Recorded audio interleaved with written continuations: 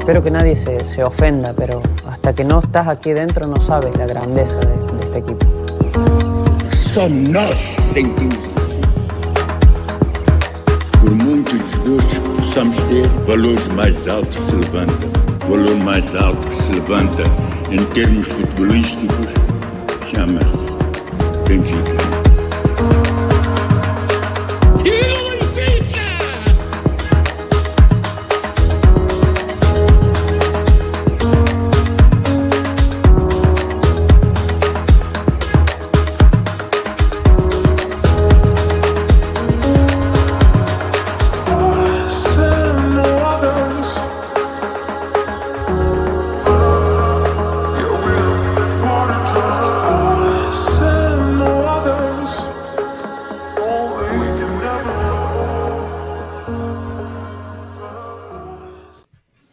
Good evening. Welcome to another episode of Cantinho Benfiquista podcast, episode 40. Another clean sheet is the title.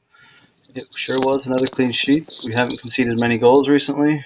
We got Oscar, Kenny with us. Boys, how are we? What's going on, guys? How's it going, boys? Happy Monday. Good. Another win off the back of another victory. Absolutely. It feels good, huh? We got something going. We've put the therapy sessions on hold for now, at least for now.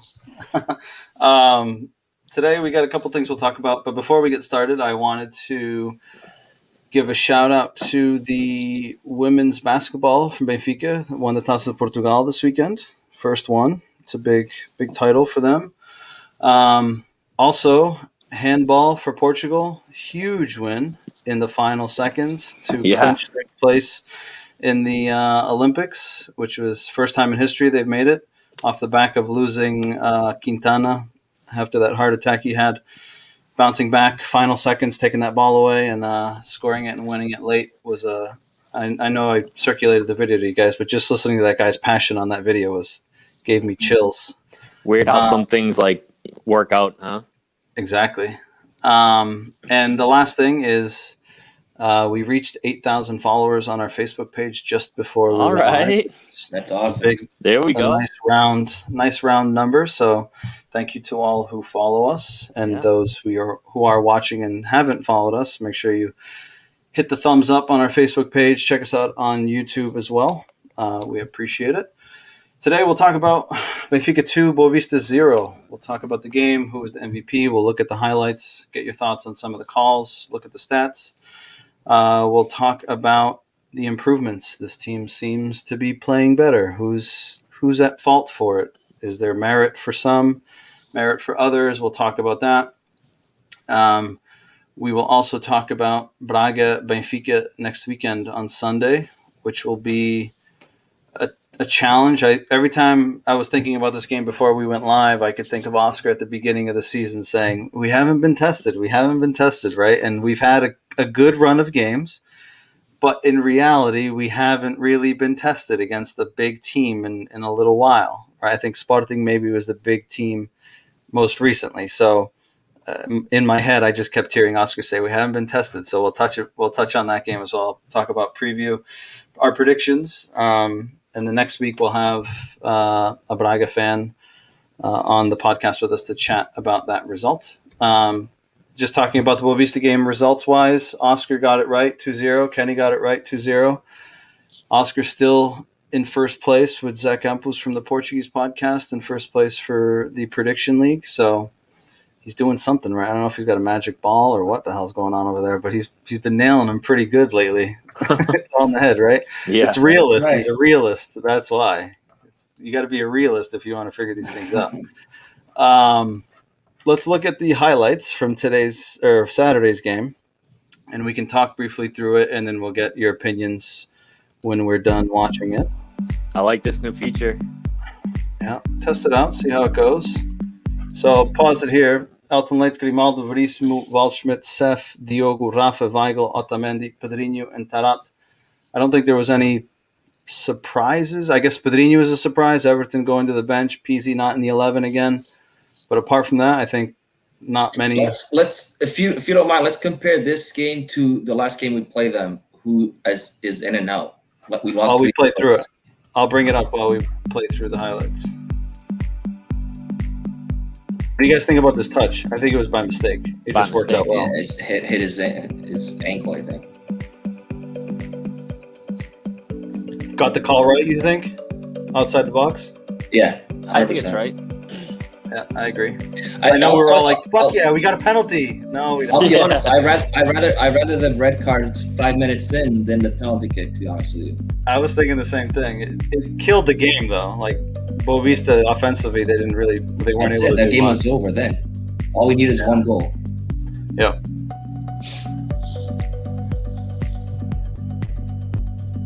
It's unlucky he's off balance. Would have been a nice goal. I don't think Elton Leith made a save. We'll look at the stats in a little bit, but I don't think he made a save.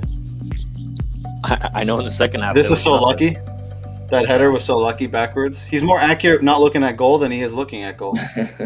It didn't even hit him. Jumped too early. Or ball was too high. Diogo's crosses. This one, you can't miss that. Yep. Yeah, he was on fire across On- the ball though. Oh my god, his crosses are so good. Uncontested, you can't miss that.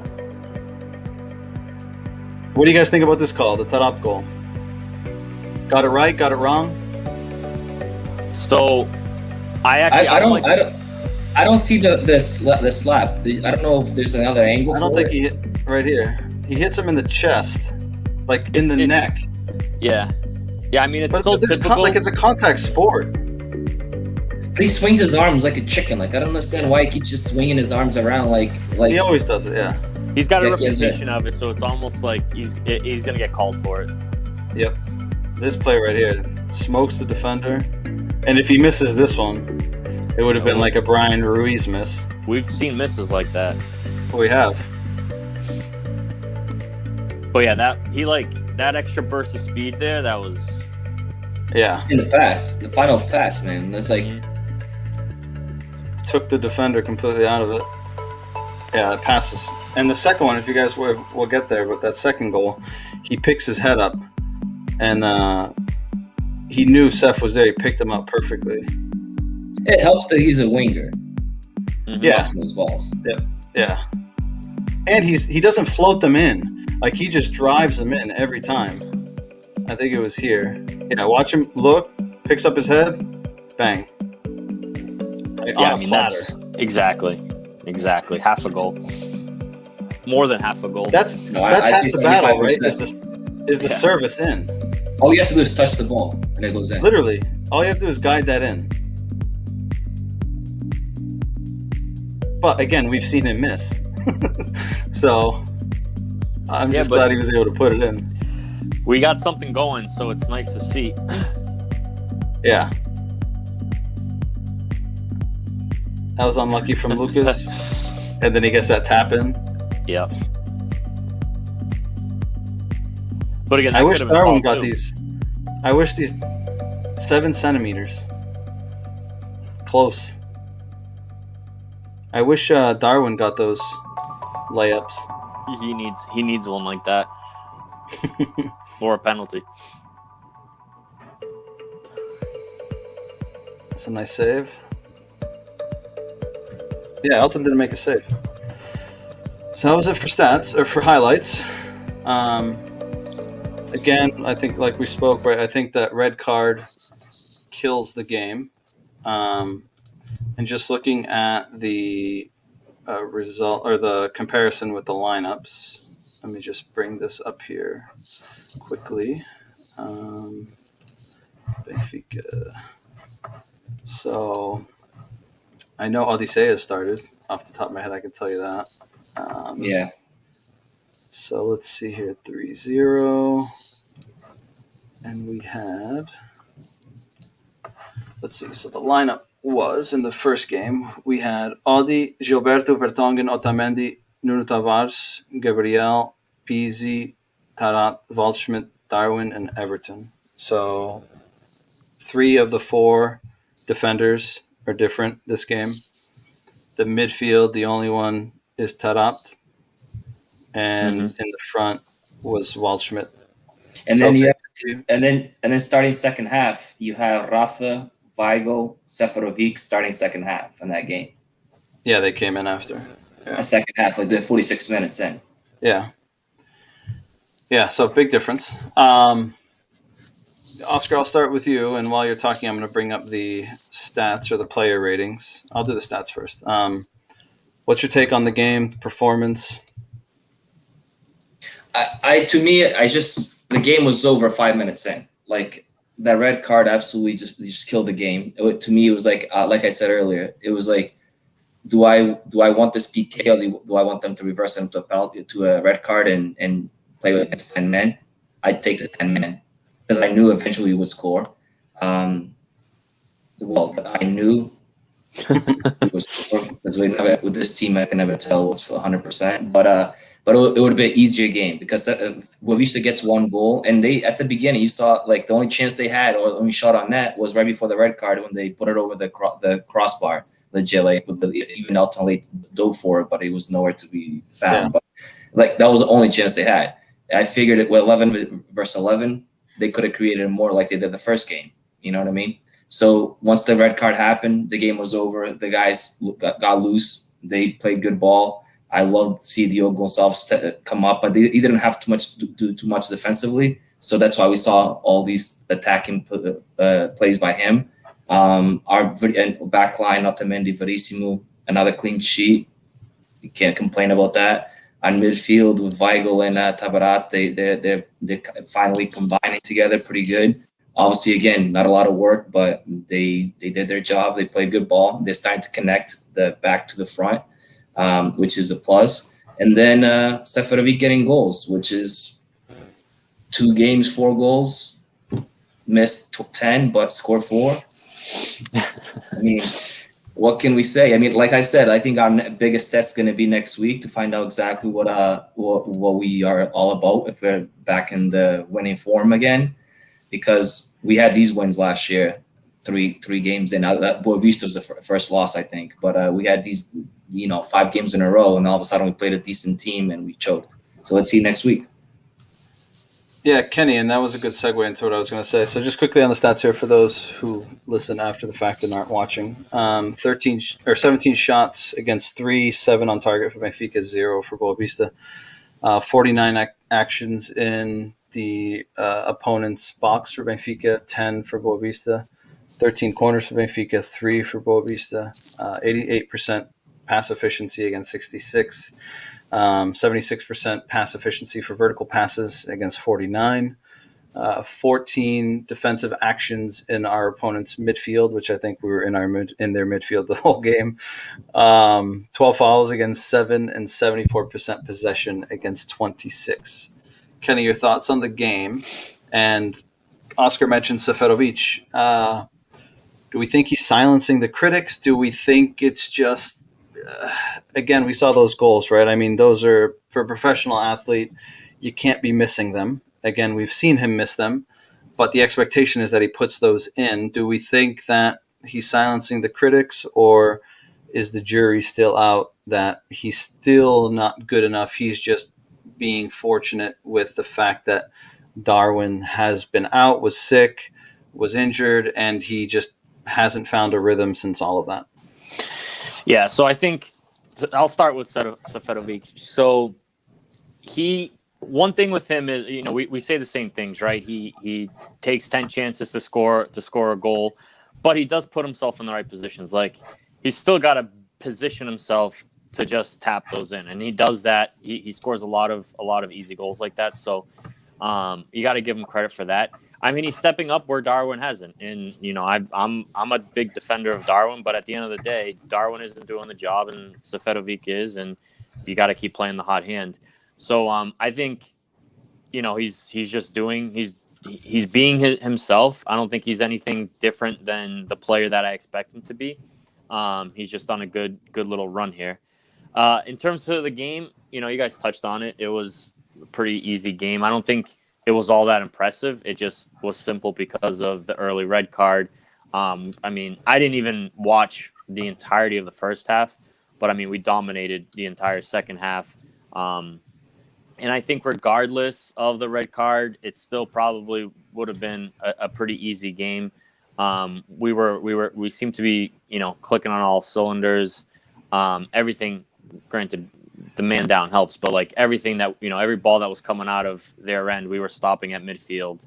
I mean, they just couldn't, they couldn't win a ball. I mean, Otamendi, Lucas Verissimo was just killing the game completely for them, so they couldn't even come out on any counters.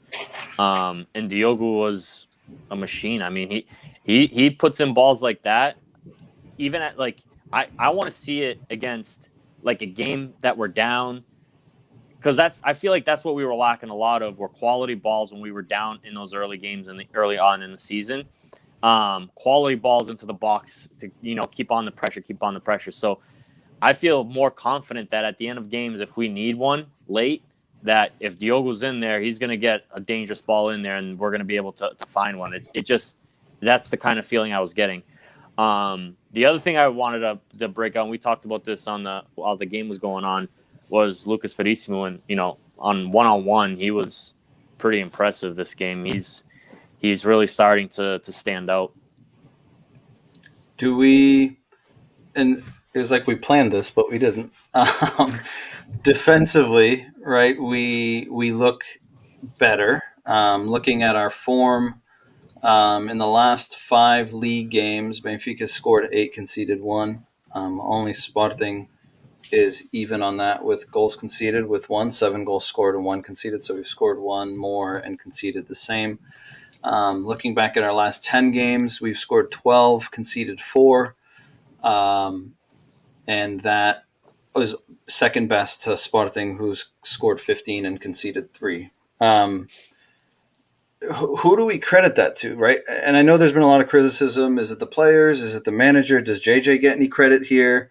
Are we still off of it's not JJ, it's the players? I guess, Oscar, who would you credit this? Is it the players are starting to come back into it? And I guess I'll ask the second piece, which Kenny mentioned it in our chat as well. There's been so much talk about COVID and this, that, and the other thing. And JJ's always come out and said, I haven't had time to practice with my team, blah, blah, blah, right? And again, excuses, whatever. But are we able to start to see, and if we do go on a run, are we able to then, I guess, give some credit to what JJ's saying in the sense of I haven't had time to practice with my team, and now we're seeing 1 game a week, you're practicing. Are we seeing that evolution and that progression of the team to some extent say, maybe he had a point, or are we still on the other side of the fence on this one? Starting on me? Yeah. All right. So it's funny because you guys forget so quick how last year, or how this run happened last year, right? We were a Ferrari last year around this time. We're winning games left and right. We had 5-7 games in a row, and we're like a Ferrari. Like nobody can stop us because we have Jesus back. We have all these top dollar players.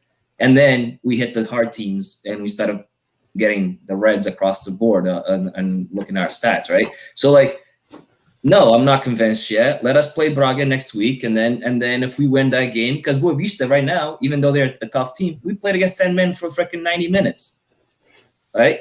We really can't go by off this game. And Boavista is fighting to stay above on the first division. Mm-hmm. So let's hold our horses. We haven't won anything. We legit we play some decent games, but against crappy teams, to be honest with you. Like let's play a hard team, and then we if against Braga we play good and we win convincingly, then that changes my mind, and then that convinces me that Jesus finally is getting this team to play.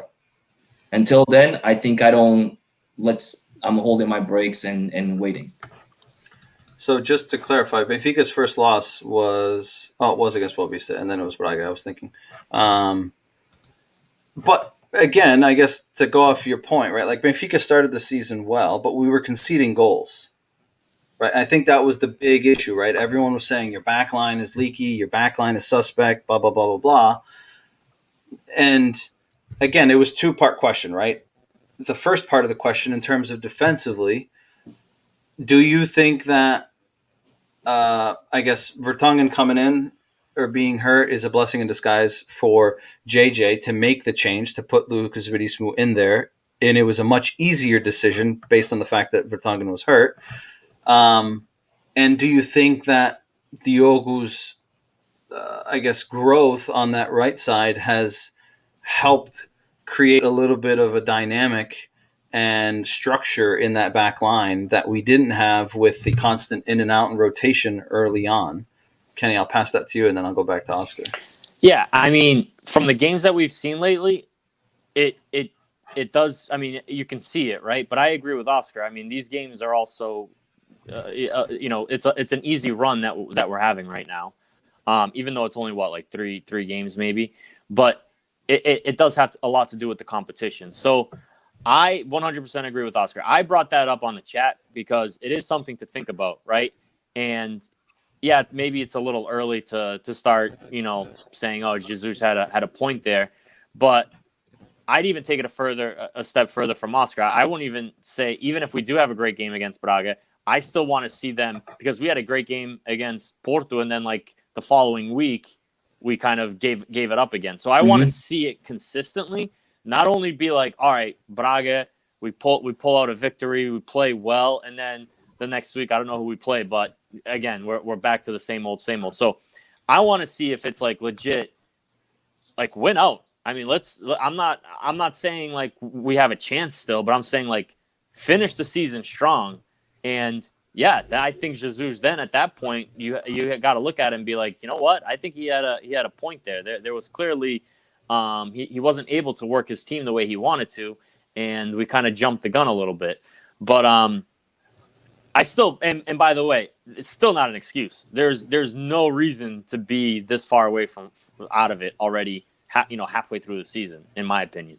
But yeah, I love it. I love Diogo Gonzalez. Definitely, that's Jesus' project. And again, he doesn't hit on all of them, but he has something going on there where he is able to figure something out. And maybe he's the next Fabio Contral. I don't know. I heard Benfica was planning this Diogo Gonçalves to be a right back since 2019. That's what I heard in the news today. Oh, I don't know. I don't know. I saw in JJ's press conference, he said that he's going to be more successful as a right back than as a winger in his career. Whether that's true or not, I mean, JJ also said Nuno Tavares was going to be a starter on the national team. Yeah. and Diogo played. He had like a breakout season last year in Famalicão, and he played wing. So It's not. I mean, you also brought up a good point too on our chat, or one of you guys did. Like, if we go to that 3-man system in the back, does that even help him further, or does it? What do you guys think? I think it helps him 100% for like going forward, because he's a born winger, right? So his instinct is to go forward. If you play a 3-man back, allows him to do that and not worry too much about defense, because you have 3 guys back there that step in for you, right? So I think if you go to a 3-man system, I think it'll benefit him and Grimaldo on the sides 100%. I agree. Hopefully they get that system going. Do you think that? Go ahead, finish your thought. Before you go into that, we're talking about defense, but if you look at the run we had at the beginning of the season, we didn't concede goals either, other than Ferenc. We had 2-0 Moreirense, and then we had 3-0 Griwav, 2-0 Bolonenses, and then we lost to Boavista, 3-0. We conceded 1 to Famalicão.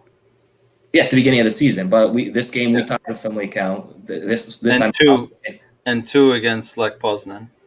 Well, I'm talking about for the league. If you want to talk about then we conceded 3 against Arsenal. So, if you want to bring it up into it, we just conceded 3 against Arsenal. So it's not like we can keep in clean sheets. Yeah. All right. Do you think that? And we'll talk about the system for the Braga game further down the line, but seeing how Lucas Verissimo and Otamendi are performing together, it seems like they have, again, testing wise. I don't think they've been fully tested this weekend. I think will be a good test. But do you think it'll be hard for Vertonghen, if he stays at the 4 at the back, for Vertonghen to come back in? Or do you think he ends up coming back in, Kenny? No, I think this is another one like with like Odysseus has to fight his way back to starting. I think Vertonghen's going to be the same way, and I don't mind it. I wasn't really a big fan of Vertonghen. I think he's an okay fill-in. I really like the Verissimo Otamendi duo-ship than Vertonghen in there. Oscar, what do you think? I feel bad because I don't think this guy has done anything wrong. I don't think it's almost like Audi. To take him out of the line, but then again, you can't take out Verissimo, you can't take out Otamendi. So unless you go to 3-man back, he's got to wait his turn again until somebody gets hurt or he needs to somebody needs to take a break. I just wonder how it's going to shape up next year. Well, yeah, according to Mike, we got Otamendi 1 more year. So that's the case. Yeah, so the contract for Otamendi it's 3 years, but I was under the impression that the first year was the only one that City would help pay for that cost. But it turns out that it's the first 2 years they help pay for some of that cost. So it makes it easier on Benfica. But again, if we're able to offload some of the bigger salaries, paying Otamendi's salary isn't going to be the most difficult thing. It's just a matter of whether they want to do it or not. But I think we can all agree that Lucas Verissimo coming to Benfica, which we haven't touched on, is $6 million or 6 million euros is an absolute steal. First of all, yeah, 100%. And second of all, Lucas Verissimo coming to Benfica, I think, is the signing was with the intention of this guy is going to be our leader going forward, right? Like, yeah, I don't know. I just got that impression that he's like, the intention is he's going to be like our next Luizão, right? Like the next guy at the back, the reference at the back, the name that we put on the team sheet automatically. And again, we're basing it off of a handful of games, right? But based on what we see, we can see those characteristics in him. Mm-hmm. And one man's weakness in the sense of Vertonghen getting hurt is another man's advantage, right? Verissimo jumps in there, is called upon, and he's taking advantage of it. But I don't know. I find it – I'd be very surprised if there's no mistakes or unless we switch the system, if Vertonghen gets another chance with 1 game a week. Right. I agree with that, and it was much needed. I mean, we only had Bellews there, Jardel, Otamendi, Vertonghen, so it was much needed that, we needed a younger person there. The thing that going back to Otamendi's contract and how it pans out, the only thing I would see is if we don't switch to that 3-back system and we play with 2 and Otamendi does stay and Verissimo clearly wins the spot and stays as well, now does – because Vertonghen came here to start. I mean, if he was just going to sit on the bench, he would have just stayed at Tottenham. He came to a place to play and start. Does he then choose to stay and be? Because I wouldn't mind having Vertonghen as a bench player, right? That's great. If Otamendi or Verissimo get hurt, we have Vertonghen to come in. But does he want to play that role at Benfica? If he wanted to play backup, he could go play backup in the EPL. So I don't know if that will sit well with him. And again, that's like that locker room stuff that we don't know, what happens behind the scenes. True. And the fact that he's Belgian captain, I think maybe makes it a little bit more difficult. Mm-hmm. But then again, I don't know how old he is. I mean, he's got to be, 30? 33 at least, no? Let's see. He's 33. 33. He'll be 34 in April. So, I mean, he's also not, a spring chicken. So, yeah. I mean, is he going to cut it in the EPL at his – I mean, he's not quick, right? There's a reason why he left the EPL to begin with, right? So, I think it's an interesting take. I agree with you. I think a player like him with his status, does he want to play second fiddle in the Portuguese league? You don't think the European giants will come after him in a year or two? And I think he Days, can do you still start think? somewhere. I think he could make good money and start somewhere and not have to. No, I'm talking about Verissimo. I'm talking about Verissimo. Oh. For next, Yes, no, I would assume so. I think we'll have another year out of him at least. Another year, but another yeah. a year or two, and then they come after him. You're not gonna have like a Luizão. I don't think we'll have a Luizão and Verissimo. I think he's also only 25. I thought he was 27. He's 25. Right. So I think we have the big giants coming after him as soon as he starts with the national team. And coach makes a good point here. He's not being called to the national team yet, but he thinks it'll happen. And that's I what saw an I article mean. this week. I think I saw an article this week that's saying that he might get called. So Yeah.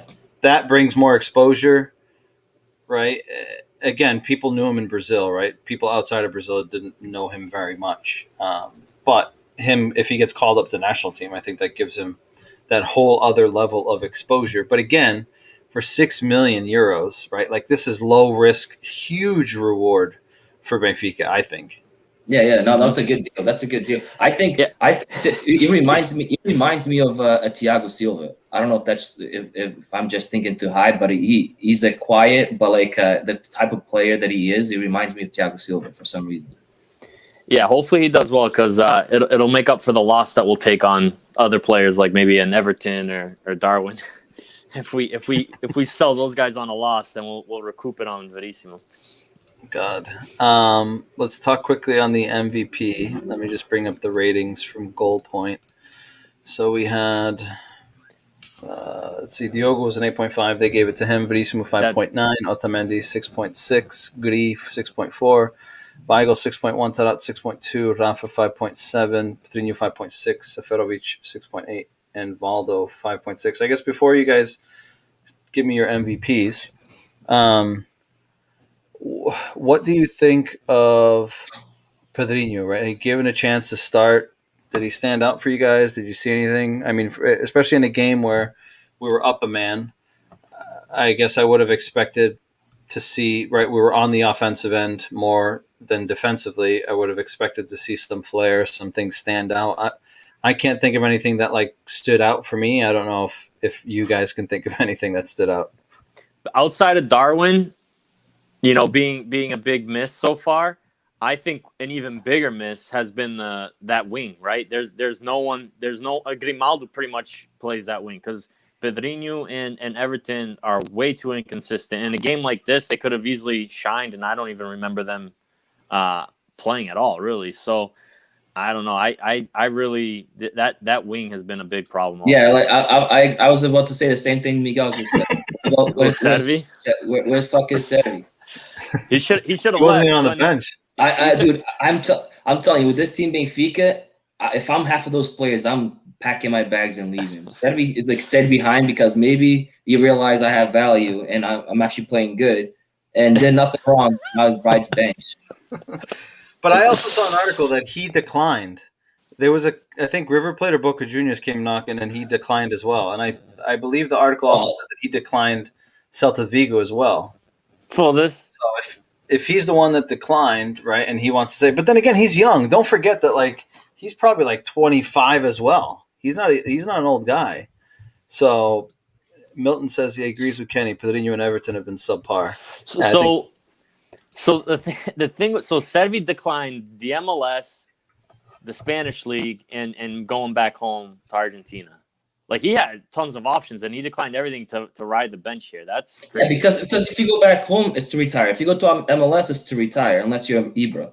But like you can't, like, that kid is young. He needs to have a career in Europe, and Benfica is stepping stone, and it's not panning out because you have a dumb coach. But like if anything else, he would have been. I mean, Celta de Vigo is decent, but look what was it William Carvalho that went there? Like what happened to him? If he just he's at Betis or whatever, like with the almost same shit. Like so, but I think Celta's like in relegation battle, if I'm not mistaken. Yeah.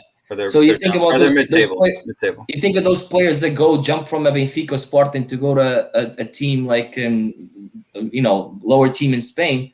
They don't stand out. Like William Carvalho legit got forgotten, and Arsenal was after him. I don't know. I kind of have to disagree with you a little bit. Like, I think he thinks he's more of a player than he really is. I mean, I know maybe he could bet, he would do better than Everton and Pedrinho, but I don't think he's that good of a player to bet on himself to continue to ride the bench here. He should have just taken another opportunity somewhere, try to build at least minutes, even if it's at Celta de Vigo, and then maybe he gets to, I don't know, Atletico Madrid, or maybe he gets into EPL from that route. But like clearly he made a bad decision to stay here because he's not getting any favor from Jesus. So I don't know. Do you think, and I thought about this earlier, we always talk about players who leave the club and come back and don't have an opportunity. I think Diogo Gonçalves maybe puts that statement, or I guess that myth, if you want to call it, or that conspiracy theory to rest, where he was at Benfica at a young age. He left. He went to Nottingham Forest, I believe it was. Came back from Licão. Benfica went and got him back this season. And I think he did a preseason with Benfica a few years ago as well.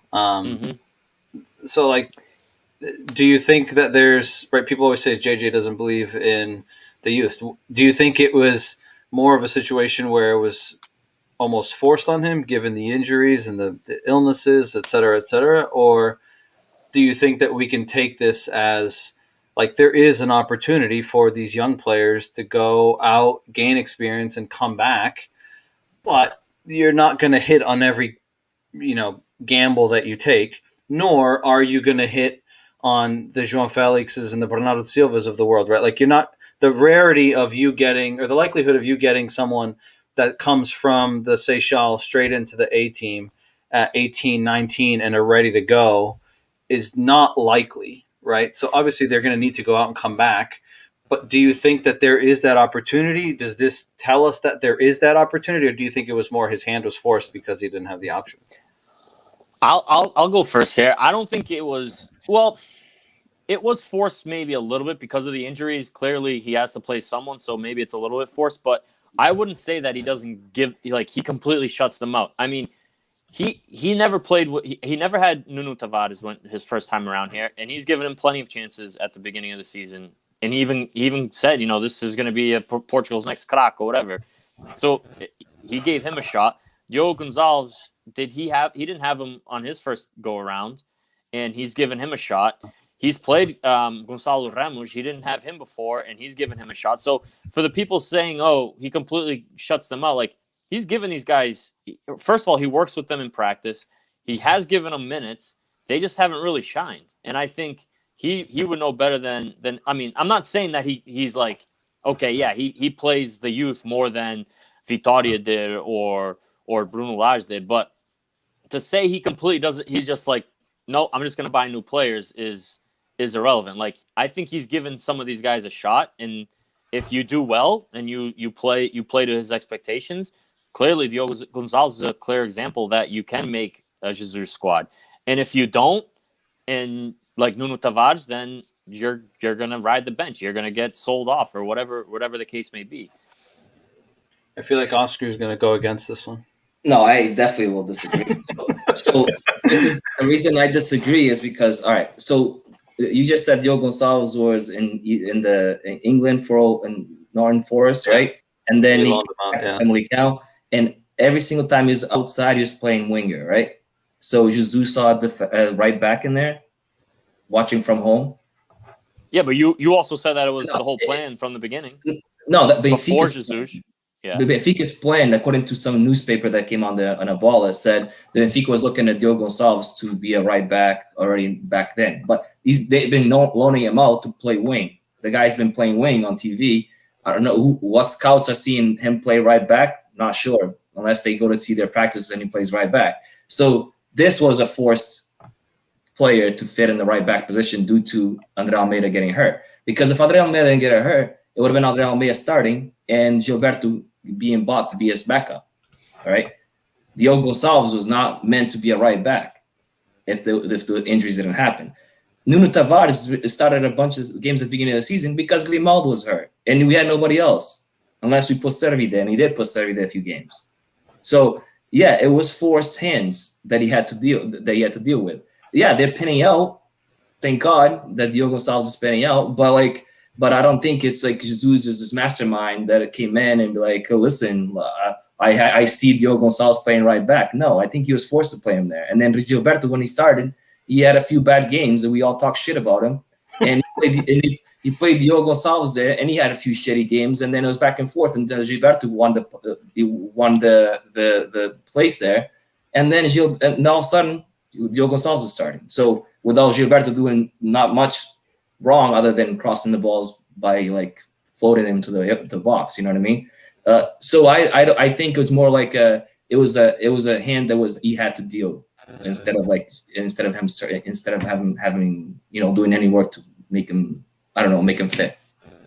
Fair. Mikey says Diogo Gonçalves was in the youth system with JJ. So he was in the youth system. When JJ left in 2015, he was called up that summer to the B team and then was promoted in 17 to the A team with Rui Vitória was already there. And then he was loaned out in 2018 to Nottingham Forest and came back in 2019. And then we loaned him to Famalicão. So he never – yes, he was there when JJ was there, but he was like the U19s, U17 squad. Which I doubt Jesus goes to watch. Yeah, I'd be surprised. Who would you guys say is your MVP of this game? Kenny, I'll start with you. Diogo, 100%. Yeah. Even though Seferovic scored 2, Diogo did all the work. I was just gonna say, is it bad that the guy that scored the 2 goals doesn't get considered man of the match? Last week when we gave it to Seferovic, and because the balls that Grimaldo played in were freaking phenomenal, but it was harder to score those. One was a volley, the other was I forget the second. I don't know the second goal from Seferovic. Again, last week. It was against Belenenses? Yeah, he scored 2 goals too, and then I forget he scored the shot that he tucked it wide, and then he had I think it was a header. First goal. No. It was he cut the ball in and he put it upper 90, and then the other one was a cross from Grimaldo and he had a volley. Yeah. Yep. So he has 2 decent goals last week. This week, I mean, they're tap-ins. If you miss those, you probably don't start again, like type of thing. And he's missed those before, so yeah, kudos to you. You made those 2 goals, but Diogo did all the work. Yeah, he misses too many chances. We've talked about this before. I mean, before he scored, he had 1 or 2 chances against Belenenses. He had chances. He's not consistent enough. But if you look at the standings in terms of goals scored, he's in second place. I mean, the only player that's ahead of him in goals scored is Pot from Sporting. And he kind of stopped scoring too. 15 goals and 3 assists. Sef has 13 goals and 3 assists. And I'd be willing to bet Pot has more games played and minutes played than Sef, because Sef didn't start for a while. He was coming in off the bench. So 100%. If you guys next time you guys watch the game, watch when Darwin comes in, or if he starts with him. Like I don't think Seferovic likes playing with him at all. Like he's always, because Darwin's clearly pressing and he's trying to score a goal himself, and he's not making an easy pass. And Seth, just like, you can see his frustration on the field when Darwin comes. So next time, pay attention to Seth when Darwin's in. Because it's actually pretty funny to watch Seferovic getting pissed off on the field. I don't think they complement each other. That's the thing, right? Yeah. It's like when you have 2 strikers like Jonas and Lima, Jonas Cardoso, Rodrigo and Lima, right? Like Saviola and Cardoso, right? Like those guys, they weren't the same, right? Whereas I feel like Seth and Darwin are similar, but they're not the same. One is more fixed, the other one is more mobile. Correct, but mobile isn't. When I think, like, yes, mobile, right? Darwin is able to run at defenders, is able to get in behind, but he's not mobile like a Rodrigo, right? He's not that type of mobile. He's not mobile like a Jonas who can drop in, right, and create space, right? Like, so he's mobile and he's more direct, but I just feel like in the final 15 yards, I feel like they're both looking to occupy the same space. Yeah. Which I think is creating the problem. And none of them are capable of playing that final pass, right? Whereas you had like a Rodrigo, a Lima, a Jonas, those guys could make that final pass. That last judgment call, they could do. Yeah, but wasn't Darwin doing that at the beginning of the season? He got like 5 assists in like 5 games. I mean, like he was assisting goals. He was, but again, I think but he wasn't playing with Seth. He was playing with Luka. Correct. I think that's what I'm saying. Like, they don't complement each other, and they're looking to occupy the same space. It's almost like they're just bumping into each other. Like, fuck, get out of my way, dude. I'm trying to do that. For me, Luka's more that second forward than like Darwin, trying to play with Seth. For me, I kind of agree with you, Mike, but like for me, they're both like in the box type of forwards, and that's what I envision of Darwin. I feel like that's his strong suit, but he is like so raw still. Like, he makes awful runs. I'm not gonna lie. Like, Seferovic makes good runs. Like, he knows how to get into space. For Darwin is constantly like, I get so frustrated. Like, when we're on a counter or we reverse the ball, Darwin just like spreads out wide. As a forward, I want you in the box, and he just goes out wide. And I know he has a lot of speed, and he can take advantage of all that space. But it's like, dude, you're not helping yourself. And then you want to do everything from the outside coming in, where you're supposed to be looking for that pass to Seferovic. But like, if you're pressing and you want to score that goal, don't make the run outside. Make the run inside. Get behind the defenders. And that's where I agree with you, is like, they bump heads, right? They're making that same run inside. But for the most part, I hate it when Darwin comes in, and you can see it's just like that. And there's no excuse, right? I mean, he's a professional, but he's making those long runs to the outside, and it sucks. It's just killing his game. He gets caught out there, then he's trying to do too much, fumbles the ball, and Seferovic is like tossing his hands in the box, like it's bad. Yeah, Mikey says here. When do we give up on Darwin? Is it like a year in, a year and a half in? They're not going to give up on him. No, he would have to be. Yeah, he would. I was going to say he would have to be really bad next year for them to like pull the plug.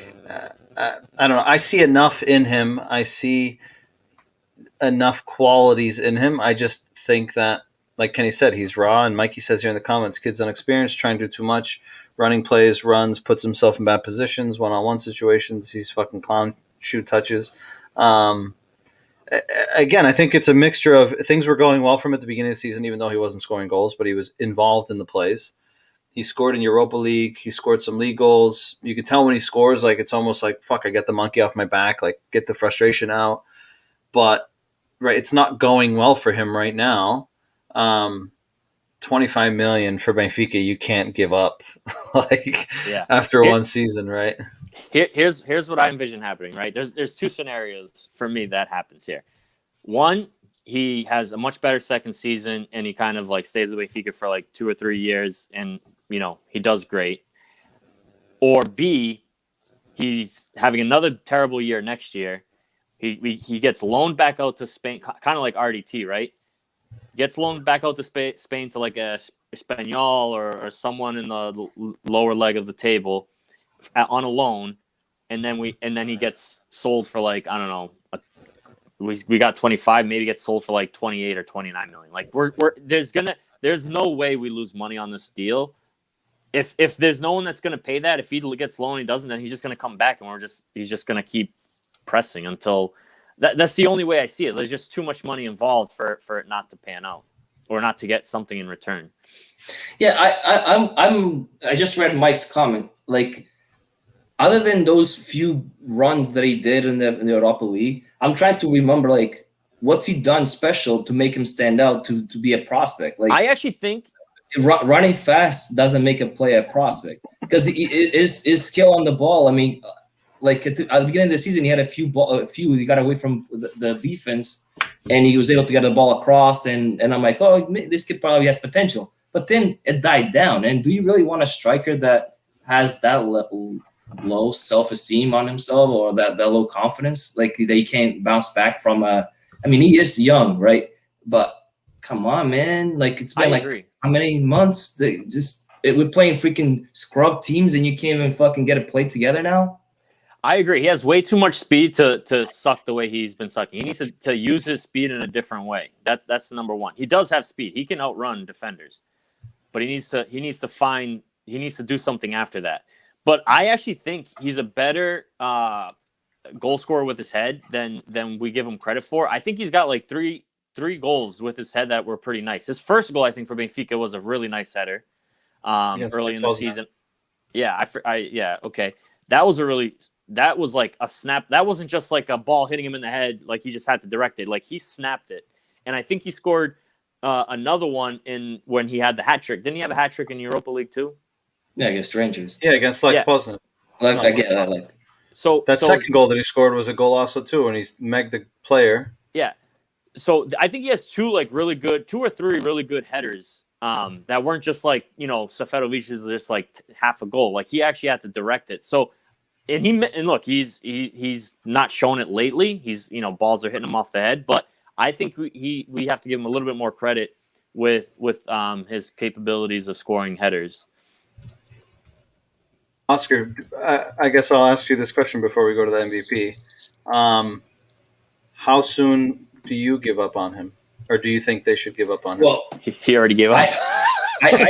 I'll be honest. Like I think he will step out of it. I think he will have a better second season, but we gave up on RDT too quick to. I agree. This guy, and I liked RDT. I was a fan of RDT. I did too. I thought RDT had the skill to succeed in Benfica. And we gave up on him. And so for that reason is why I'm like, when does Benfica give up on Darwin? Because it's almost the same scenario. High price tag, and they're not performing. But I think RDT was more of an attitude problem too. I don't think he wanted see any attitude. I didn't see any. He wanted to stay either. And he scored a golazo against Zenit. Remember that golazo? That was fucking. Well, first of all, Darwin has way more goals than RDT did.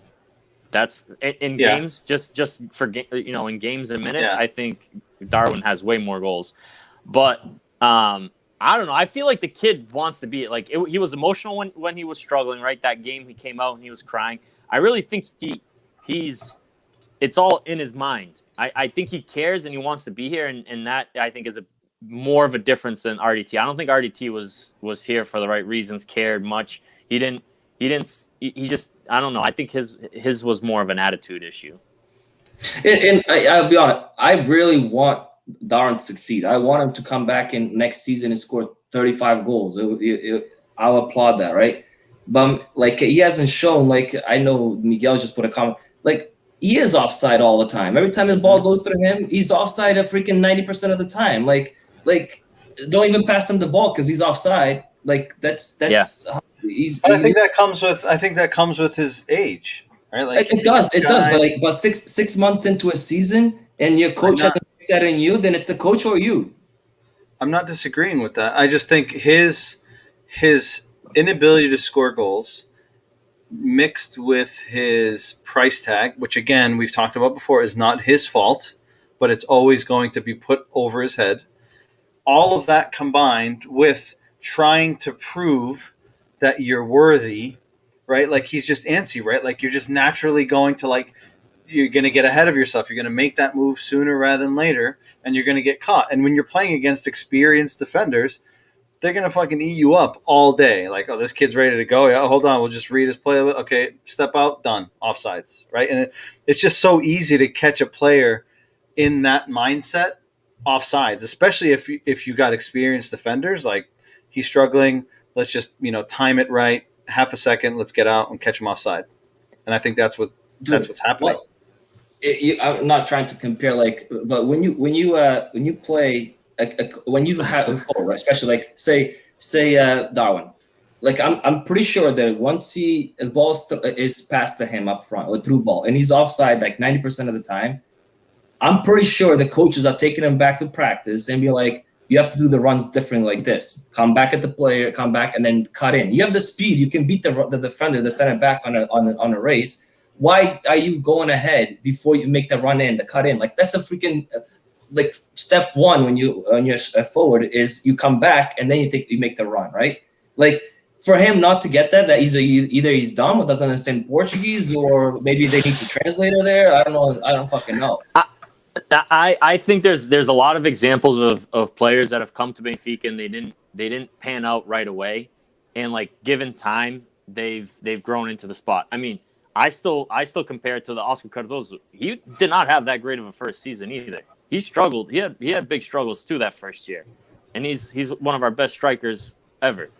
Yeah, but you have to understand when Oscar Cardozo came, who was our strikers there? He had to take a good spots out. All right. Right now, Darwin has Seth, who misses 10 to score 1.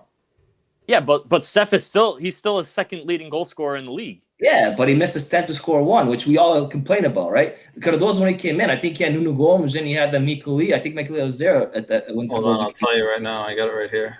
So it's not actually easy. don't remember. Let's see. He came But in. I still remember as a player, I wasn't a big fan of Cardoso right away. I thought he was just a tall, lanky. Most people weren't. Yeah, I was like, Yeah, this no. guy, are you kidding me? Yeah. This guy's our forward. Like, Yeah. he's not going to beat. And he was And he one was of the slow and Yeah. everything. Never thought. Even Seferovic. Seferovic, you called it, right? I remember my conversation with you, Oscar. I'm like, dude, this guy scoring machine. He's going to be a stud. And you were always like, calm down. We'll see what happens. And we never saw him the rest of the season. Then the following season is when he took that next step. I think there's lots of examples where players struggled first year, especially coming from the outside, young, and then they kind of progress year after year after that. But for me, and maybe we can leave this topic for another day, but for me, I'm more concerned. I really am not that concerned with Darwin. I think he will figure it out. My most concern is Everton. I think Everton not only has the price tag, but he also came with way like international already, huge, just huge expectations from Brazil. Age. Yeah, And prime prime age. And for me, there's no excuse for him. There's no like, oh, he's only 20, whatever, and he hasn't played at this level or whatever. Like he's like he should know. He should be a lot more of a finished player than Darwin, and I think that for me is more of a concern than Darwin is the way Everton. And again, Everton could come next season and blow it up, but he is coming from a Brazil league. You know what I mean? Like it's not the same as European. It takes time to adapt. Not all players come from Latin America come to Europe and adapt to it, especially going forward. Defense is So why can't we use that same discussion point for Darwin coming from a second division? because he costs $5 million more. No, I'm not saying that. I told you I hope Darwin comes in next season and kills it. But he was playing in Europe, and in Spain, second division is almost as good as Portuguese first division. No, I don't know about that. I don't know. I don't think I could disagree with Oscar on that one. Other than the top three, I don't know if the Spanish second division is much worse than everyone out of the top five. What's the team? Shit, I'll have Shavs go up against any one of them, and that's third division. They probably get 7-0 every single game. Didn't we get 7-0 to Celta de Vigo one time? 7, yeah. Thanks for the reminder. Appreciate it. Yeah, I know. But I remember that game. They got Mallorca, Almeria, his former team. Espanyol is in there. Yeah, let's think about Espanyol and put it. A lot of these teams have been in La Liga recently. Espanyol, Leganés, Sporting Gijón, Rayo Vallecano, Malaga, Tenerife. Another one. Yeah, I don't think that Spanish second division is much inferior to the Portuguese first division, with the exception of maybe the top 4 or 5. Yeah. And just to answer your question, so Mikey asked in the chat, let's see, how many goals did Cardoso score in his first season? So Cardoso scored 22 goals across all competitions in 45 appearances. He scored 13 league goals, 5 in the Taça Portugal, and 4 in Europe. We were in Europa League. Yeah, in his first season in Europe that year, Europa League, and 11 appearances. So he scored 22 goals. That's pretty good numbers. That's pretty good numbers for the first across season. all competitions. But he scored 13 in the. Yeah, scored how many Darwin have? The Portuguese league. 0. 5. No, Portuguese league. Yeah, I don't think he has 5 in the Portuguese league. I think he's got 5. I'm gonna pull that up for you. Actually, I have it here. Let me see. Darwin. Let me see. Team Benfica. Darwin's got 4. He's got 4 5 in goals. Europa. 4. 4 and 7. Yeah. So, and then in terms of forwards, Oscar, you asked. I know he had. So let's see. I'm just gonna read off the squad that year, just to reminisce a little bit. Zé Moreira, Luís Felipe, right back, crack. Ed Carlos, Luizão, Leo, who I loved, Petit, Leo. Shit. Katsuranis, Torres, Rui Costa, Miguelito, King, Maxi, Andres Diaz, Fabio Quintrão, Mark Zorro, terrible. Binya, remember him? Oh, Binya Bina. was like Bina. and Fernando Aguiar combined. He was dangerous.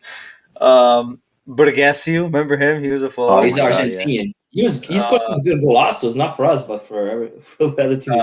Inter Milan he came from. Di Maria, Nuno Gomes, Nelson Marcos, David Luiz, Hans-Jörg Butt, the goalie, Nuno Assis, Christian Rodriguez, Udabal, Miguel Vitor, Freddy Adu, Romeo Ribeiro, Sepsi, the left back kid, and Mekukula. So Strikers wise, Nuno Gomes and Mecca strikers was Nuno Gomes, Bergasio, Makaku. Mentores, but he was hurt, and Cardozo and Maluku, or Mekukula, as you want to call him. So he didn't have much competition if we're and Nuno looking Gomes at is it. on, I think that season we got Mekakula from a Maritimo on a high. Like he was supposed to be our next prospect, right? Well, that's the season we got Mekakula from. We got him from Sevilla, 3.5 million. Yeah, it was supposed to be one high. He even made the Seleção and everything. That was like he made the national team. Yeah, that was Di Maria's first season too. 6.6 mil from Rosario. That season, goals. Cardoso was the leading scorer that season in all competitions. So even though we all hated him because he was slow and stuff, he had a 6 first season. Yeah. So. Yeah.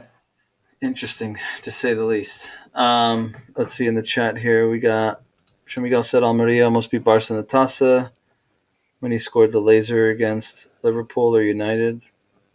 I'm not sure who he's referring to. Jonathan says reminiscing of better times. I don't know. 2007 wasn't much better. We had only won one league in 10 years, so it wasn't very. I mean, we were on the up, but it wasn't, I guess, much better. Who was your MVP for that game? Oh, we already talked about that a minute ago. Yeah, Diogo. Let's talk about Sunday's game. So we go to Braga. Braga tied today, 2-2 against Famalicão. Interesting result. Leaves us 3 points back. We got 48. They've got 2 points back. They've got 50. Yeah, we can legit pass them this weekend. Yeah, so we could pass them if we win.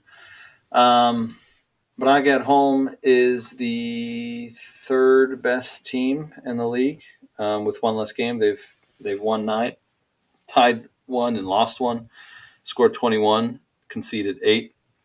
Away from home, Benfica is the fourth best in the league with one less game, winning 5, drawing 4, and losing 2. Those numbers are scary. That sounds terrible.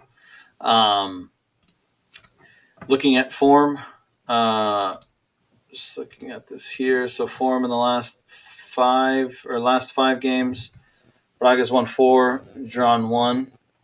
Benfica's won 3, tied 2, and going to the last 10, Braga's won 7, draw 2, and lost 1. Benfica's won 4, drew 5, lost 1. Having seen how the game went in the first, we've played them twice now, right? We played them in the cup, we lost 2-1, and then we played them in the league and lost 2-3. What are you guys expecting for this game? And I guess Oscar, I'll start with you. Do you anticipate that JJ goes back to a 3 in this game, given the way that Carlos Carvalhal plays, or do you think he sticks with the 4? Also, yeah, comment here. Did any of you guys see that link that I posted, the penalty that Braga got today? I did not see it. I didn't see it. Well, Kenny, while he's talking, go look at it in the WhatsApp group, and then Oscar can look at it when you're talking and tell me. And the referee is the same referee that Benfica had against Moreirense, and he didn't call the penalty on Weigl. And this one, the guy doesn't even touch him. Like, legit does not touch him, and he called the penalty. So, Oscar, go ahead. Well, against Braga, do I think he's going to come up with something weird in order to play Carvalhal? Yes, I do think so, because against any decent opposition, he changes his lineup. It's not like he mans his own team. Like he's like, all right, they can play against me the way I play, No, he goes and adapts to the other team. That's how he does it. He did it against Porto. He does it again. He did it against Arsenal. He's doing it against Braga. He'll probably do it against Braga. So yeah, I see him doing a 3-man back just to adapt to the way Braga plays. And will it work? No idea. I mean, we played decent against some of the top teams this year. Like Sporting, we played good against them. We played good against Porto. Against Braga, against Arsenal, surprised me. So maybe it'll come out and work out this time. So I think he'll adapt to how Braga plays. Kenny, what do you think? Oscar, go watch that. Actually, what are your thoughts? What's your thought on that penalty? So that was today. That was today? Yeah.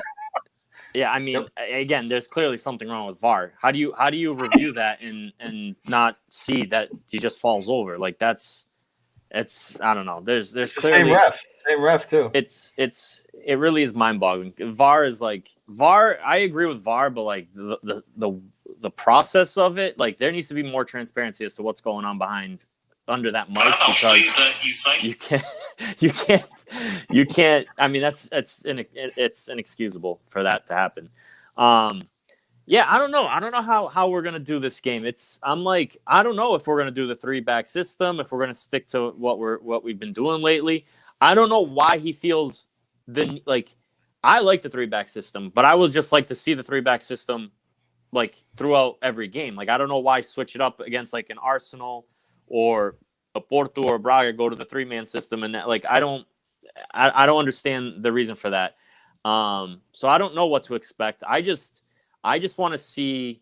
I just don't want to come here and be like, see, I told you so. Like we've had a good run and back to the same old. I want to be like, come in here next week and be impressed, have another victory, and continue. I mean, just keep building momentum, because even though for me the season's lost, I would still feel 10 times better if we go out and we beat Braga, we beat Porto, we beat Spartan. That's the only victory we have this season in the Taça Portugal. But that's like the only thing to like make this season any better is if we go out this second half and we clean house against the top 3 and earn a Champions League spot. So yeah, I mean, that's the reality. That's the reality of the season. Like we got to do it. I mean, there's no excuse not to. I mean, Jesus, if Jesus wants my benefit of the doubt, then do this. And at the end of the season, I will 100% stick behind Jesus and say, you know what? The guy had a point. You can't go back now and say that he didn't have reason for saying what he had to say. And a lot of people on here have been chewing him out and chewing me out for, defending the club a little bit here and there. Canadians. Yeah, I don't want to throw out names, but yeah, no, I want to see it, and that's the only victory for the season. So I'm staying. I mean, dude, it's our club. We have to stay positive. I mean, I don't want to put our team down and continue to put them down. They're on a good run, and I want to see it continue. It's just I don't know. I really don't know what kind of Benfica we're going to see against Braga. I really don't. Oscar, what do you think of that penalty? It's a joke. It's I don't even know, like for VAR to call that back or to even have the refs go, like it's like, do you want the Campeonato to stay close? Is that why you're doing that? Like, I don't know. I don't know. I wish, like I said, like I think I said it in the last pod, right? I wish the communication was audible, like we could hear exactly what the refs say to the VAR and vice versa. Because Paul's got a good point here in the chat, I guess. Get your thoughts on this. We have a little bit of time left. Why can't VAR just have the ref go into a screen like every other sport? This other ref is a camera room is extremely inconsistent. Because they don't want to slow it down even more than it is. Like if it's not needed to be reviewed, why? I agree with Paul. I'm just saying their mentality is if he doesn't need to go see it, and I can give him the cliff notes of what just happened, then that speeds it up. Well, it doesn't, because you're even making it more controversial at the end of the day. I say bring out the fucking challenge flags, 2 per game for each coach. I'm on board with that. Oh man, Imagine, I want to challenge that fucking decision right there. That VAR's cheating. man. Let's go. I don't know if that would. I don't know if it would work in soccer because it's not a sport that's stop and go, right? Football it works as stop and go. Basketball stop and go. Do you think it would work? But it will be on the next ball out. You know, you challenge the play, and then the next time the ball goes out, the ref has to go check the play, the replay. But it changes the way refs also call the game, right? Like you're not gonna be able to throw, like, you can make limitations too, right? You're not gonna throw a flag for offsides. You're gonna throw flags mostly on PKs or non-PKs. Yeah, and if or goals called back or not called back for offside or something like that. Those are the clear ones, and I think that's where most of these decisions are being made. Like that's not a PK. There's no way you throw, like, you want someone to go review that. They review. I mean, they are reviewing it, but I don't know what the hell's going on. Like, that's the thing with me is there needs to be, and I don't know why they don't do this, but like the refs need to answer to questions like this. Like, I think I saw one of the coaches after one game say this, like, yeah, Mourinho this weekend. Why at the end of every game there's a flash interview or there's a press and anyone gets to ask questions about the game. Why don't we ask questions like, hey, this PK, ask the refs questions. What about this PK right here? What was the call here? What were you guys talking about? Like, there needs to be more transparency as to what's going on in calls like this. If it's a clear PK, then fine, it's a clear PK, but they say there's always three teams in the game, right? There's the two teams and then the refs, which is a team, right? So they should be accountable for the result as well. So if the ref is the main guy, which the coach is to a team, right, to the soccer team, and he has to answer for that team, right? So the press asks some questions like, well, you guys do wrong, blah, blah, blah, blah, like for win or lost, and the coach has to answer. The ref is the main guy for the refs, right? So he has to answer for the VAR, for the linesman, whatever it is. So at the end of the game, the ref goes and has a press conference too and be like, hey, this PK was called, it was controversial, blah, blah, blah, blah. What was talked about? Like, what did the VAR say to you? I think that's a legit thing for the refs to have to explain. Yeah, the VAR, and my guys, the VAR said there was not an obvious error, so I didn't have to go check it. And then that way there's transparency. Yeah, and the thing is like, maybe they see something that no one sees, right? They can explain it the way, like, hey, by the letter of the law, this is the rule. This is what I see. This is okay, fine. Now I can see what you're talking about. Takes the doubt out of it. But like, if you don't come answer to that, it just leaves me in doubt. It leaves me in doubt as to a PK like this or any call against Benfica, non-PKs that we haven't gotten. Like, you might be right, but come and take the doubt out of my mind, out of all these players' minds, out of all the coaches' minds, out of all the media, so there's less controversy. That's the thing, is take the controversy out of it. At the beginning, it used to be like, oh, refs, we shouldn't put refs on the spot because of human error, right? But now with VAR, there's no human error. Yeah, there is, though. I know. Still, yeah. But they're not supposed to. There's only human error because you want it to be. Because that's the problem.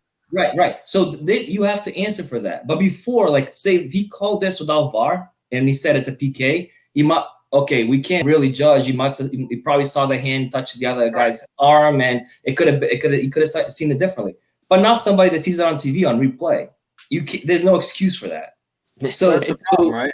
The fans I can't remember what game it was, but the fans had a big sign that said in Portuguese, but in English it was basically VAR only came to prove that they're clearly robbing and making bad decisions, right? Like, yeah. VAR is a system that is meant to replay and provide clear context. There's still a human who is making the decision, right? Somebody is messaging the ref, hey, you got to go review this. Hey, hold on, don't start the play, right? We've seen images get manipulated, right? Benfica Moreirense or Moreirense Benfica, right? Where the ref, the VAR ref didn't show the beginning of the clip where Weigl gets kicked and only showed him the clip after the fact. Right, so we've seen that happen. We've seen clear things that VAR reviews, and they still get it wrong. This is another case here. So that's the thing, right? Like, there's still that human error. But like you said, Oscar, I think it just makes it more obvious that there's some of these that you absolutely cannot get wrong, and they're still getting it wrong. So Right. what is the issue here? You, Or, you know how what's can even someone sit in front of a TV can get some of these calls wrong? yeah.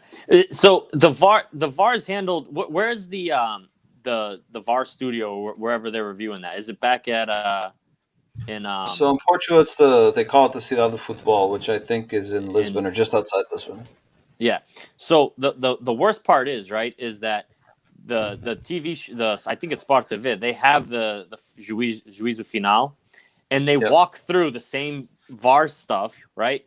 And they talk about it, and it's like they go and say mal assinalado. This was not this. I'm sure they said this. Ficou o penalti foi mal assinalado here.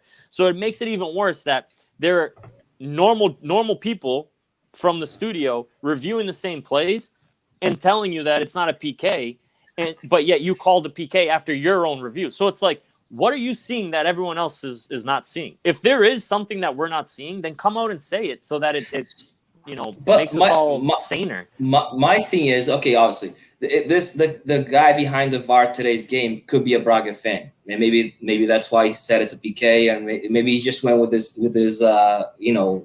whatever, his instinct of those saying, I'm a Braga fan, I need them to win this game so they don't lose touch of second place, right? It could have been, right? But because it's an obvious error like this, there should be consequences. And this VAR person, and if until the consequences happen, until we don't, right now, these refs like, oh yeah, they're sorry, they messed up, and next week they ref another game. Until this consequence, they get punished, then they're going to continue making these mistakes because nothing happens to them. But isn't there like a demerit system? Don't they get judged in points and like they get demoted? They do get points, but just to give you context, the VAR ref, I was reading an article yesterday, the VAR ref for Moreirense Benfica that missed the penalty on Weigl, manipulated the images, and didn't call the ref to review that penalty on Vertonghen. After that poor showing, was rewarded with 4 games right after that as the match official in the first division. Right, so there's your reward, right? Like, you fucked it up clearly, right? Like that wasn't even like a gray area. Like, that was clear and obvious, especially the Vertonghen one. And your reward for that is, here you go. You get to be the match official for 4 successive games in the first division, right? So, like Oscar says, right? Like, there's no repercussions, right? Like, I fuck up, right? People are going to talk about me in the news. They're going to talk about me on TV. But at the end of the day, I'm still going to get my opportunity to ref, right? I'm still going to make my money. And at the end of the day, that's all they care about. The thing is, like, you almost don't even, like, when there's a guy behind the VAR, you talk about the ref in the field, right? When you go, and then I don't know the guy's name that ref the Benfica game. I don't know this guy's name. All I do say is VAR, right? Yeah. So their name is almost silenced by VAR. Like, it's the VAR that got it wrong. Like, get the fucking guy's name out in the front, like in the newspaper, so people know it's a fucking fraud. This is the guy. This right here, his name. With Fabio Melo, in case you want to know. Yeah, well, but like, we always say it's VAR. How do you think it's going to pan out with the arbitragem estrangeira after? Do you think VAR's going to be estrangeiro too? Do you think if it's a Portuguese VAR that the foreign refs are going to trust those VAR types, or are they going to want to see the video? Or how do you think that dynamic's going to be? I think it has to be. I think it has to be consistent with the ref, right? If we have international refs, I don't think it makes sense to have VAR being Portuguese because, again, you run the risk of manipulation, right? Like, that's the thing is, and it I don't feel like it happens as much in the EPLs of the world, right? But in the lower leagues, and when I say lower leagues, I mean like the Portugals of the world, where there's a lot of stuff that happens off the field, right? There's a lot of shit that's talked about during the week, right? Like, there's refs in the Portuguese league who own talhos. I can't remember who the ref is, but he has a talho, and they went and vandalized his whole talho. And Artur Diaz, I think, has a pastelaria, right? Like, and everyone knows these people, right? They know where they live, they know their families, they know their businesses, right? There's just so much opportunity for that type of stuff happening off the field, right? And again, it happened in Italy. It happens in other countries. But if we're going to have international refs, but Portuguese VAR, then I'm not sure what the point of it, right? Because VAR is essentially making that second decision, right? So I don't think you eliminate the potential issue if you have Portuguese refs on the VAR. But Oscar, what do you think? If anything, have international VAR and have the normal refs, because the international VAR is going to call all the mistakes that the Portuguese ref is making, and they're not going to be afraid to call him, hey, go check this play because you got it wrong. True, but the ref makes the ultimate decision. Yeah, he does. But then if VAR comes out and says, I told them it was a wrong call, and he still called it, then he's the problem. We need that. It goes back to that transparency, right? Yeah. Because if the international ref says, "Hey, it's a penalty," Fabio Melo on the bench on the field is going to be like, "Come on, I'm not going to call that because no falta mas betas a mim, at the." Right? Yeah. But then the transparency that gets him fired. That should get somebody suspended. I agree, but we need that transparency. Even if we had Portuguese refs with the transparency, I think it would force them to be better, right? Because it's there, it's out in the open, right? You fucked up because you wanted to fuck up, right? Like it's not you messed up, you missed something, right? Like we have the audio, we understand what happened. You made the wrong choice willingly, so we'll see how that plays out. Got a few minutes here. Let's find out. Paul said you can send fruta internationally too. Probably the same shit. It's true. FedEx, DHL, UPS. Yeah, shake it. Pull. I don't know. Can you do fresh fruit, Paul? Yeah, but you're more likely to leave a paper trail, so it's a little more difficult. They'll just do cash. And just imagine if we're doing the same country or same, but if it's international through Europe, it's going to be very tough to manipulate all these countries and these different refs. I agree with that. Before we get to the predictions, I just wanted to make some notes here. So, again, don't forget to check us out on Facebook, on YouTube. Subscribe to our channel. We're on Instagram as well. We're all on Twitter. Coming up this week, we have we'll do an interview with Guillermo Cabral. I'm sure most of you guys know him or maybe don't know him by name. Maybe you do. But he's the one that makes those promotional videos for Benfica. He's done them for the national team. So we're going to interview him on Saturday at noontime, Eastern time. So that's an exciting conversation that we'll have later this week. We're also in conversations with Chloe Lacasse, I believe is her last name. She plays for the women's team for Benfica. She is born in Canada, but she went to Iowa for college, and now she finds herself at Benfica. So I'm going to try to recruit her for the men's team. She can score. She can score more goals than Darwin. Yeah, so we're gonna have a chat with her. I'm just waiting on her availability. So it's some exciting news. Two kind of conversations coming up that should be good, and just stay tuned for that. We'll post on our social media, let you guys know again what the dates are. But Guillermo Cabral's conversation is booked already for Saturday at noon, and we're just trying to iron out the details for Is that going to be in Portuguese or English? Guillermo will be in Portuguese. Chloe will be in English. She says she's not comfortable speaking in Portuguese yet, so it'll be a good conversation. With that said, I'll go to you guys for predictions. Kenny, I'll start with you. You had to start with me, huh?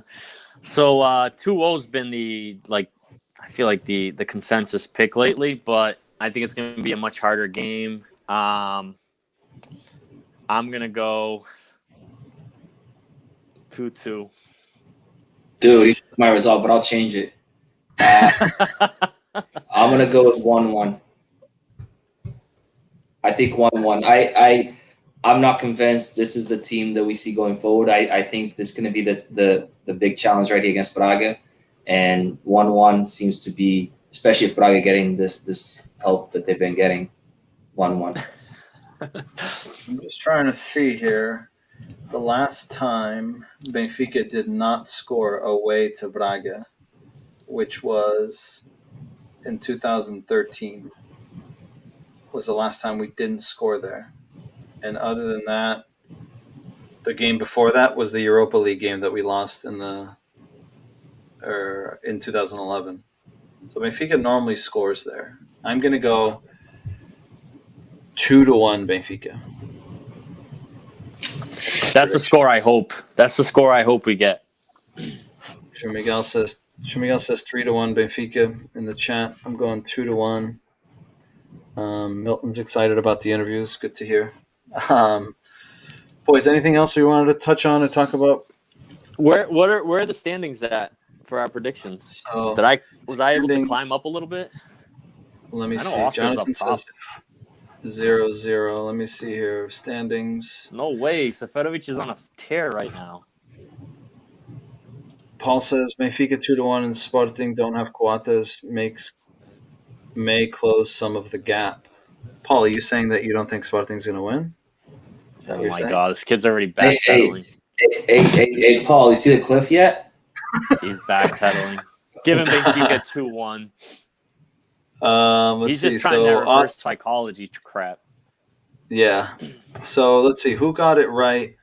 So this week we had Oscar got it, Kenny got it, João Rodrigues got it, Campos got it,